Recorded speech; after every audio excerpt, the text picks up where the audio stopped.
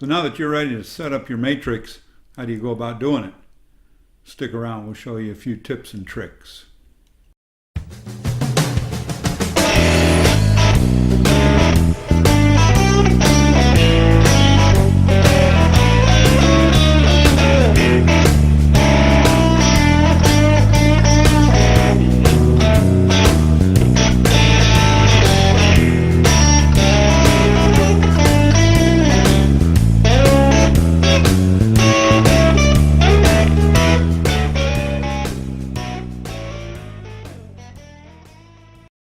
Hi everybody, welcome to the DCSI Parts Guys. We're brought to you by Dealership CSI. We're powered by ESPM. And tonight we're going to get into the final chapter of our myth of the 40% margin. We're going to talk about the setups. I'm Rick.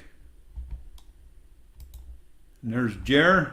Jer, you don't look like you're in Pewaukee tonight. Where the heck are you? On the road again, Rick. We're in Toledo, Ohio tonight, coming to you live.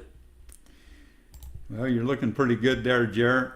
You're right at home in a hotel room, that's for sure. So, Jer, tonight we're going to start with our matrix setup we talked about a while back. And the first step to build your matrix is to get the analysis together, figure out what you want to do. You got to have a plan, and we talked about that in part 3 about what it takes to set up your all the details for your matrix. You want to talk about sourcing, you want to talk about checking some competitor pricing, you want to figure out which price levels you're going to apply a matrix to. So there's quite a bit of preparation work, and once that's done, then we want to start with the actual setup. So, Jer, you've always been known around the water cooler as Mr. ADP. So I'm going to let you start with the ADP setup and talk about how we get the matrix set up in the ADP, which is now CDK. Well, in CDK, Rick, there's a function called PBE. PBE brings up the 3 different functions you see on the screen here. One is display price break escalators, one is report price break escalators, and then SPB is your setup price break escalators. So obviously you would want to start out by running a report so you can see what you're working with right now, what's currently in place. And then we're going to go and we're going to show you a little bit about how you would use that setup price break escalators. And we've got an example here for you where we're looking at source 106. So all of your escalators get set up by source. Generally, most people will pick a field to use as their escalated price field. You don't have to use list price. It's probably preferable if you don't use list price because you might want to use list price somewhere else. There's a lot of things that influence pricing on CDK, including price code, sale types, etc. But if we're building a matrix and we're going to sell at price 6, this is where you would go. And you can see on the screen here, we've got about, on the screen right now, there's about 15 price breaks, but there's more below, it says. So you can set up quite a few different price breaks. This is an example here. We go from a penny to a 50 cents and then 51 cents to $1 and on up the scale. You definitely want to look at your price 6 being based off of a cost field. We generally base it off of cost because that's a fixed price. That's what you pay. We talked about the myth of the 40% margin and how the margin differs on different parts. If you're basing it off of cost, you're in much greater control of your margin. So you can see at the top, we started out with a 215% increase on those parts that fall between a cost of a penny and 50 cents. That means we're going to take the cost, if it's 50 cents, we're going to multiply that times 215%, and that's going to be our price 6 field. And then we'd set up our sale price to be equal to price 6. It's pretty simple, but again, you've got all different breaks there you can use, and you can vary those margins or the markup percentages in order to get the desired margin you're looking for. So one thing I think you want to do, Jer, once we get this matrix in place is test it out like we were talking about. So we want to take some part numbers, make sure they're in that source, and run the matrix on them and see what you get. And you can do that like on a invoice screen or quote screen, however you want to do it. just to make sure everything's working the way you think it's going to work. So the next area that we talk about, Jer, from CDK, we move on to our friends at DealerTrack. And DealerTrack has a pretty easy matrix setup. You go into Parts Application Environment, and you want to go to Preferences. And as soon as you get into Preferences, then you want to go for Pricing Strategies. This is where all the pricing set up in DealerTrack, and later you will go back in source by source and set up pricing strategy assignments based on those strategies we've built. So we go into price strategies, and you can thumb through all of your price codes that are in place now, and usually down towards the end there's one called matrix, and you choose that, you open it up, and here's the pricing strategies as shown. So description, you can call it matrix, you can call it whatever you want. The method, though, is matrix. You see that little asterisk there that gives you flexibility to pop into the choices and call out what you want. We're going to base this on cost, so our cost price is changing. So a penny to 50 cents cost, 51 cost to a buck, and then we're going to do our calculation off of cost as well. Now, we also have a nice little feature in DealerTrack where I can set the minimum gross profit, and in this case I'm going to set it at 40% because on my matrix I don't want to go below that. And then I can also determine on my invoice I use 100% of matrix price for net and matrix for list.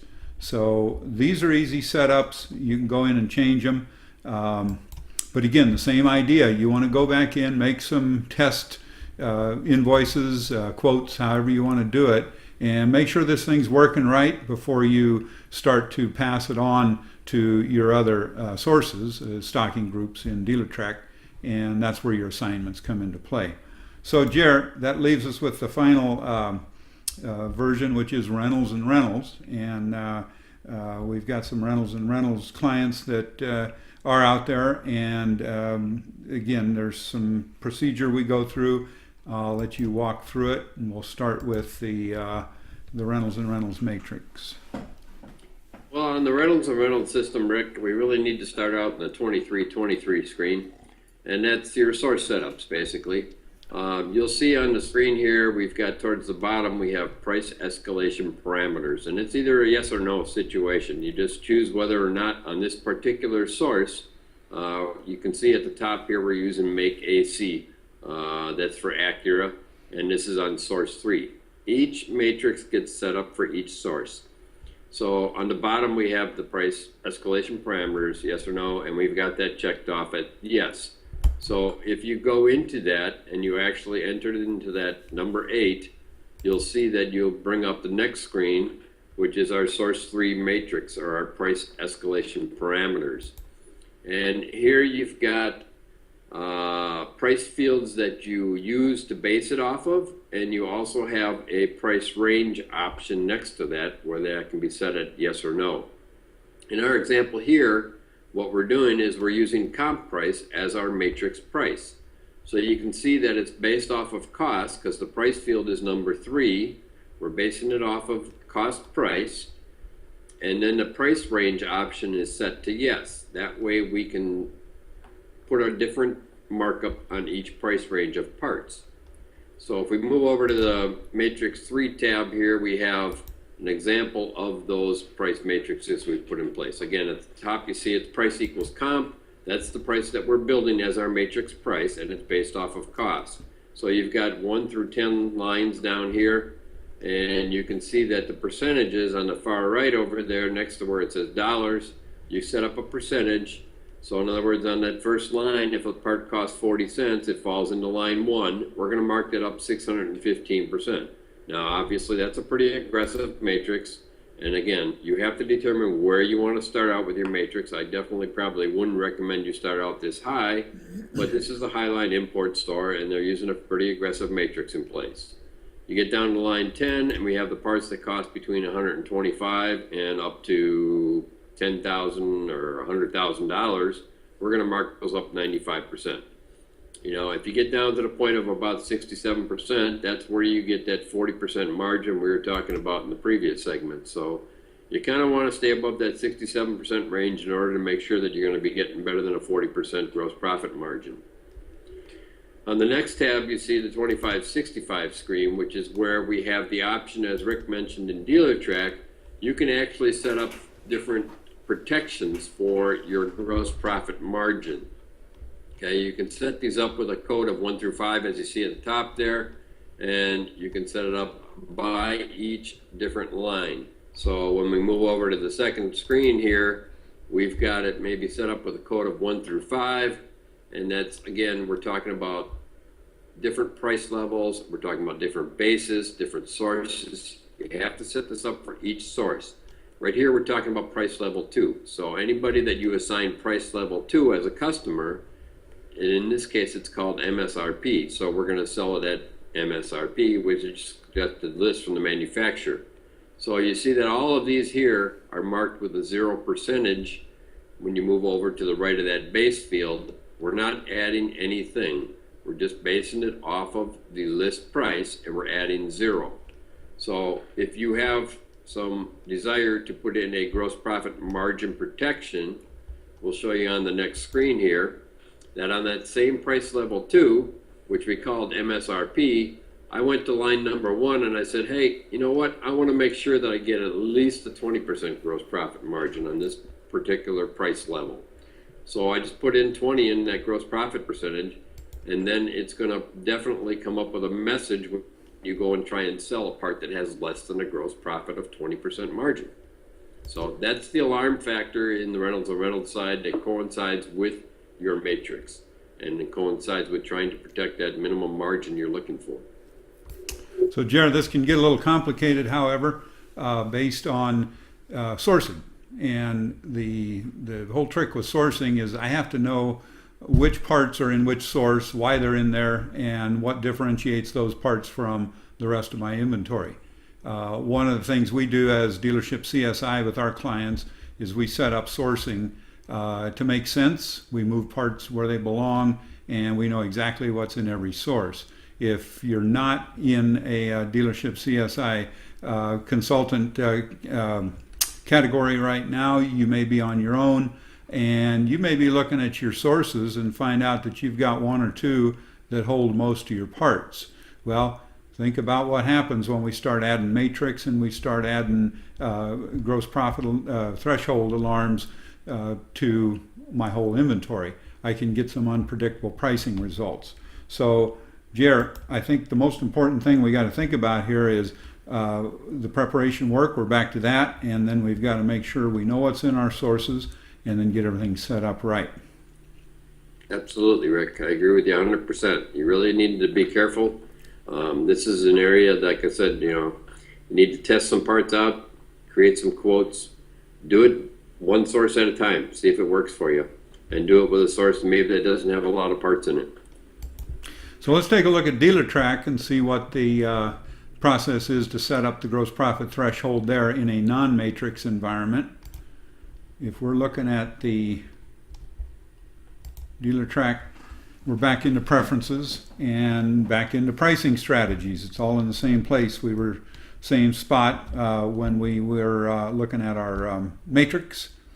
However, we use a different pricing method. We're using list method, and this description on this particular one, list less 25%, and net price is going to be 75% of list. So that's how it does that calculation. But then all I need to do down here is put in minimum gross profit of 20%.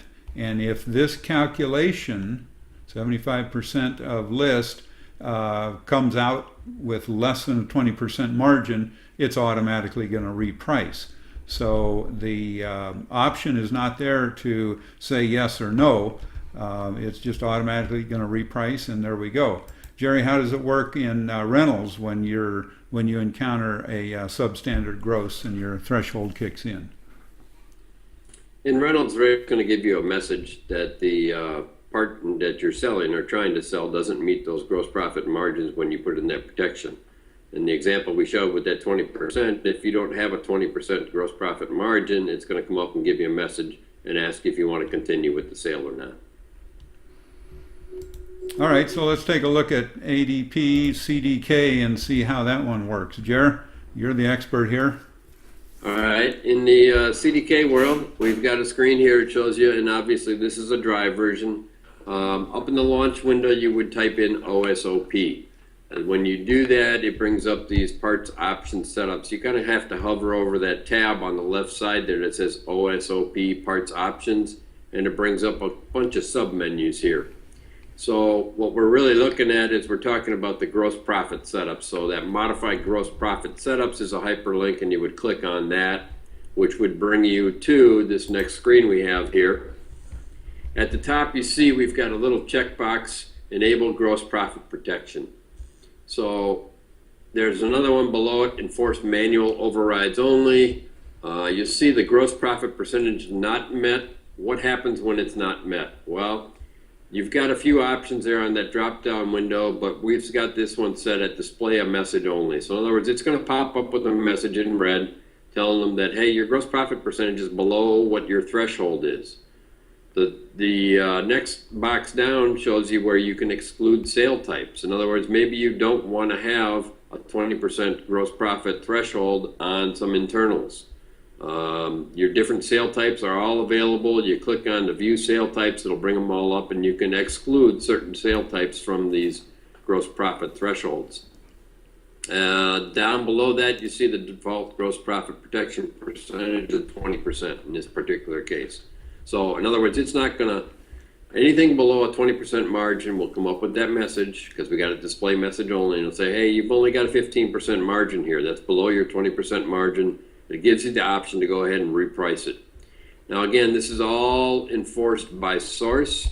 It's enforced by sale types. So you've got the option to each source that you have, whether or not you want to enforce this particular threshold. So, Jer, there's a lot of flexibility there, and all three of these systems give us a lot of help in trying to maintain this margin that we've been trying to protect so well. What we've got to do is set everything up and get it working. Word of caution here, we've shown some examples from stores that have some of this stuff in place. Do not follow those examples for your store. We need to take a systematic approach to put your store's information together and to figure out exactly what your store is going to need. So, Jer, what do we do if we want to have our guys get a hold of us and talk a little bit about how they can set it up if they're not one of our clients? Well, Rick, obviously they need to send us an email if they're interested in some help with this or something like that. We do have our email available, the DCSI Parts Guys at gmail.com. We'll be happy to answer some questions.